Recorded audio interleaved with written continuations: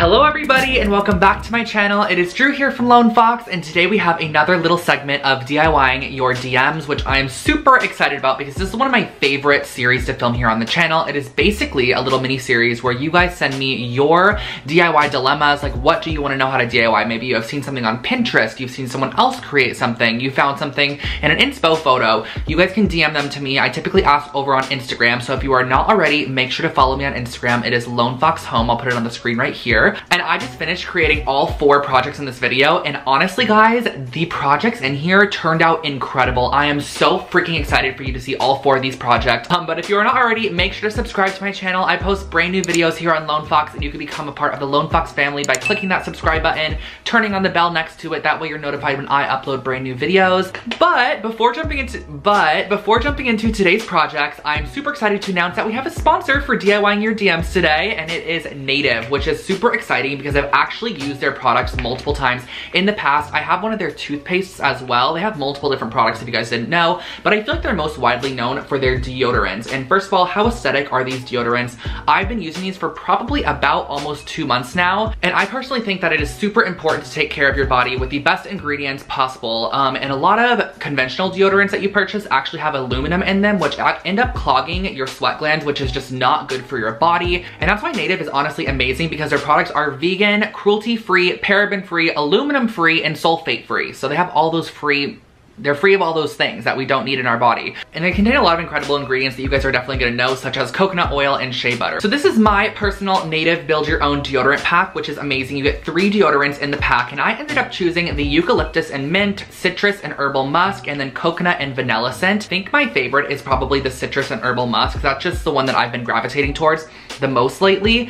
It just smells perfect. If I had to use one deodorant ever, like, it would be this one for sure. The build your own deodorant pack is normally $30, but you can actually get 33% off using code LONEFOX20 at checkout. Click the link in the description box below, head over, build your own deodorant pack. So I think I should take advantage of this. I have been loving these products and I'm going to be continuing using them for sure. Thank you so much, Native, but let's get into these projects because they are so good. All right, so Lone Fox family member Jenna A. Mac Q23, that's a beefy username. She sent in this project that I think is so cute. It's like this little, it's actually sold by Wilo and Grove. So I'd like to see, oh my gosh, the retail price of this is 220 pounds. I'm pretty sure it's like $260. I'm shook. We are gonna be creating this for literally like $7. So let's go ahead and do this. This is what it looks like. I'm obsessed with it. It's like an abstract circular wall art piece. She also sent in this larger version, which I don't even wanna know how much that costs because I feel like that probably costs like 1,000 pounds. And let's get started with that because it's super cute. For the first project, we're going to be using these 6-inch embroidery hoops. I bought a pack of 12 on Amazon, and I also grabbed some yarns from my stash. And what we're going to do is pull out the center ring of the embroidery hoop because we're going to be using these center sections as the actual base of our little wall art piece. And to set aside the outside rings, I'm going to try to use those later in a future project. So how we're going to start this off is by taking a little bit of yarn, gluing it down to the center point of the ring, and you're going to wrap a couple of times to start.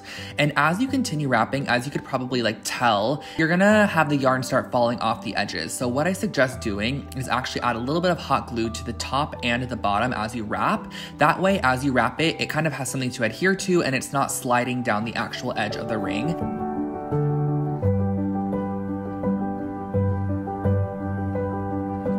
I also do suggest using a yarn that's on a little bit of the thicker side because I tried doing a yarn that was a little bit thinner than this and it just did not turn out as great. So I did the yellow one, I also did this white one as well, and I did a couple other colors. You're just going to be repeating this process all the way down these sides to create these really cool kind of abstract textured circle objects.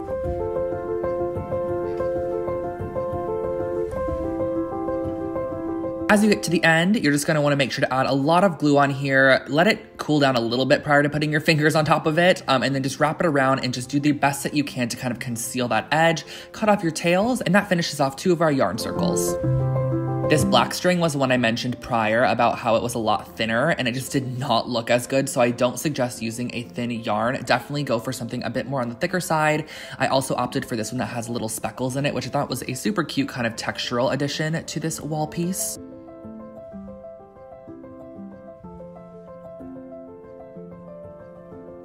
And here we have all 4 of our circles completely wrapped with the yarn. Then you're gonna go ahead and just lay them out however you want. I believe I followed the exact diagram that was sent to me, but all you have to do is just hot glue these together. Use a strong bond hot glue like the Gorilla sticks that I usually use, and it's gonna work perfectly fine. And then once you are completely done with that, let that cure for a little while. You could hang it up on the wall and you are good to go.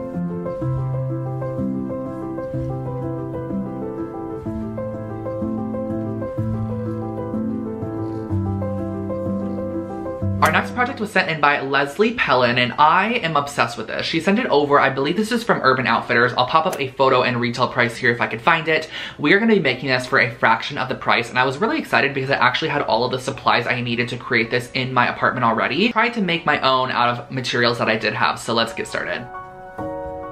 This next project is time sensitive, however, we have a lot of time at the moment. So we're gonna be using the tools on the screen or the supplies on the screen here. And how I'm gonna start off by doing this is actually lay out my cane material and then pull out the cross weave.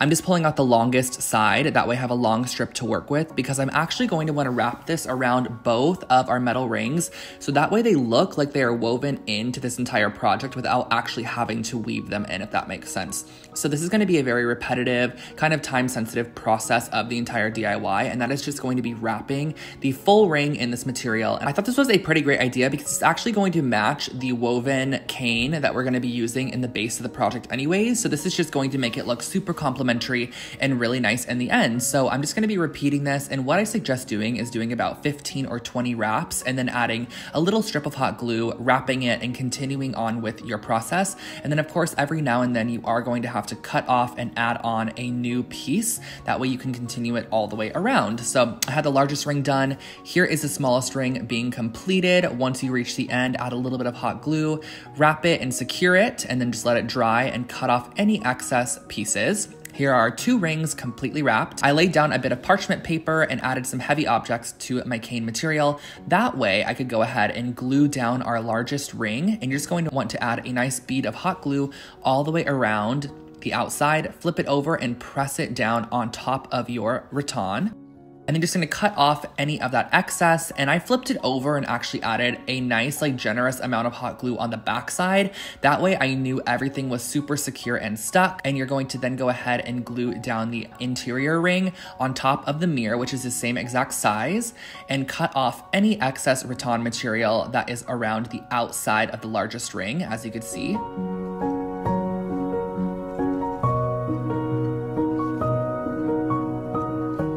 Once that is all done, you can go ahead and glue down the mirror to the center. So I'm just adding a ton of hot glue, flipping the mirror over and just gluing it right down to the center here. And as you can see, this is already looking so much like our inspo photo, and I'm actually adding a couple of these wooden beads I already had in my stash. That way they can kind of be used as little knobs, and necklaces or bracelets could be hung off of them. So just set these on top of the outermost circle, hold them for a couple of seconds, let them dry, and once they are completely dry, they're gonna act as the perfect little kind of like jewelry holder. And I had these wooden rings as well, which I used in a past project, and I believe you could just find these at the craft store in the wood section. I took a little bit of the rattan and I actually wove this ring onto the top, just kind of weaving it in and out, adding a ton of hot glue on the back side, pressing down your ending tails, and that finishes off this project.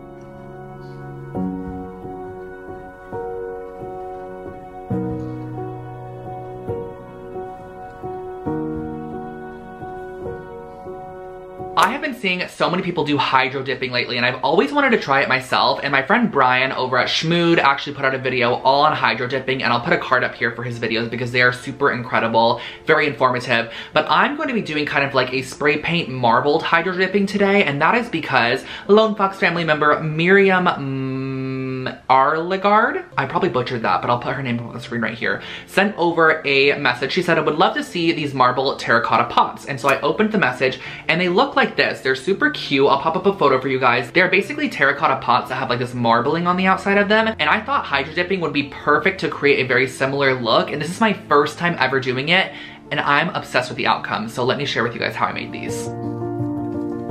Okay, I'm really excited to share with you guys this project. I used 3 terracotta pots from Joann's and also an assortment of different spray paints. You could choose whatever colors you want. I opted for this colorway.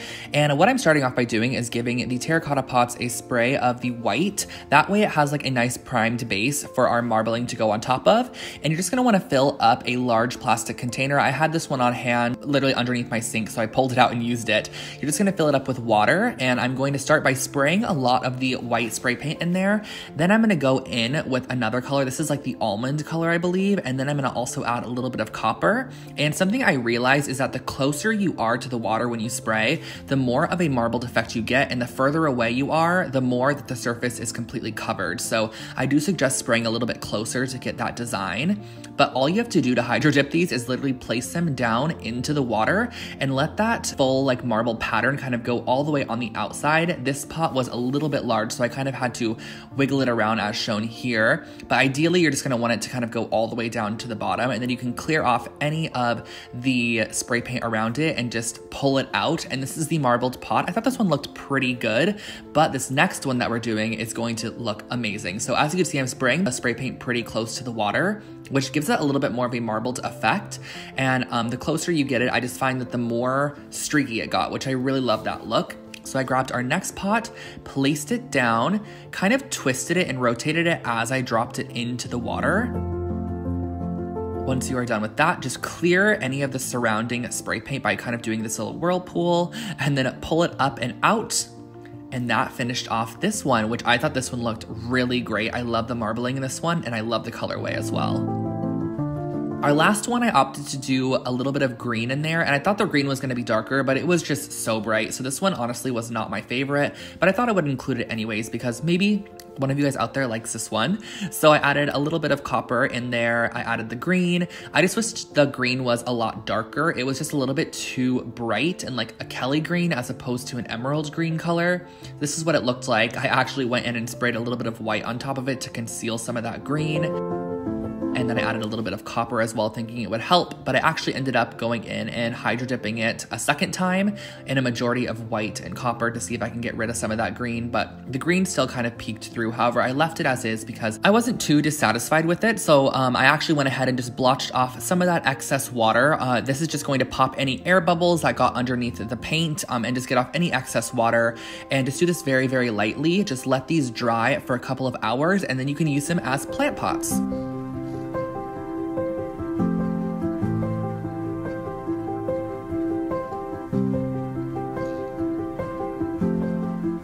And the sun is literally creeping up right now, but our last project was sent in by Isabella.Malabag. I believe that's how you pronounce her name. She sent over this little trinket dish that has a moon inside of it, and I believe that this is actually from Urban Outfitters as well. And I recreated this, and I think it turned out so cute. It's also super simple and very affordable, so I feel like this is a project you can make for like your friends for a birthday party or Christmas time. You literally only need paint and clay, and you are good to go. So let me share with you how I created this. For our last project, I'm starting off with a ball of clay, and I'm just going to be warming this up in my hands. This is the Sculpey white polymer clay, if you are curious. And I actually didn't have a rolling pin, so I just used this canister from my kitchen to roll it out. And I rolled this clay out to about a 1/4 inch thick. You're gonna wanna have it have a little bit of thickness to it, so don't roll it too thin. And I placed this bowl over the top of it, and I used my X-Acto knife to cut around the outside.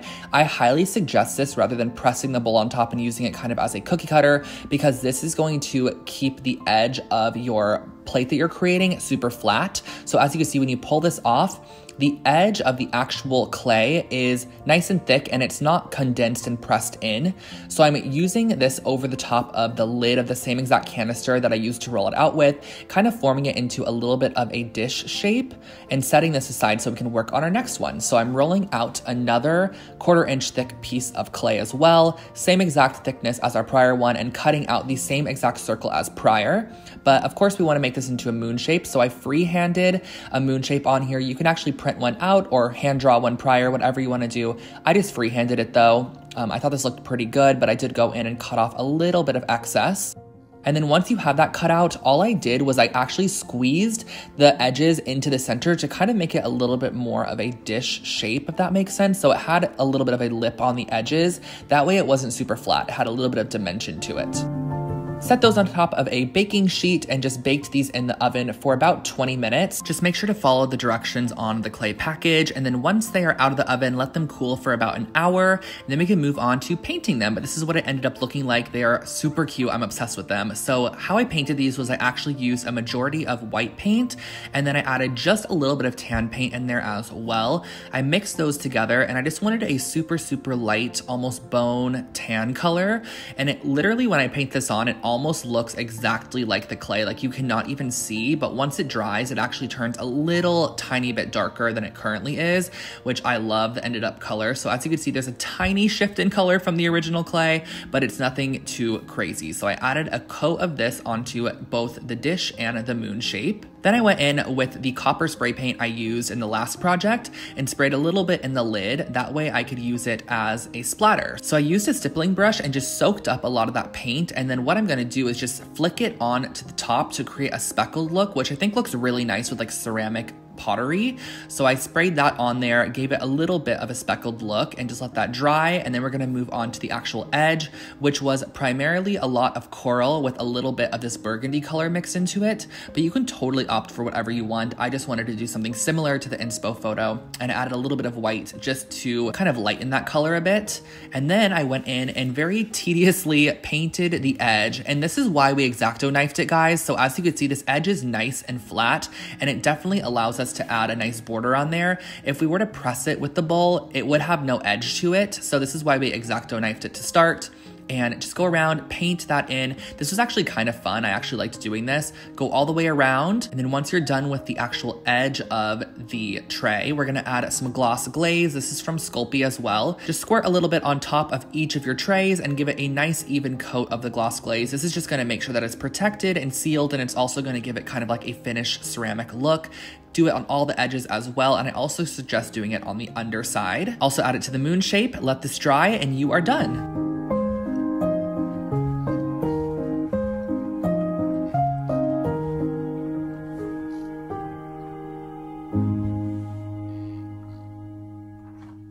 Alrighty guys, so that was my video for you today. I hope that you enjoyed this episode of DIYing your DMs, and I also really want to thank Native so much for sponsoring today's video. I really, really appreciate and absolutely love the Native products, so don't forget to check them out using the link in the description box below. And I also want to thank everyone who did DM over a project idea. I really appreciate it. Of course, I couldn't get to everything, but I'm going to try to get to everything, of course, in the future. So if you are not already, make sure to follow me over on Instagram, where I do really fun polls and ask for you guys' DIY ideas. It is Lone Fox Home. Put it on the screen for you guys right there. But I think that's really all. Have an amazing rest of your day. Stay safe, everybody. I'm still literally at my house, responding to comments, working on DIY projects, cleaning my space, redecorating, and just trying to like honestly stay out of large crowds and just out of public in general. So yeah, thank you guys so much for watching. I love you all so much, and have an amazing day. Bye guys.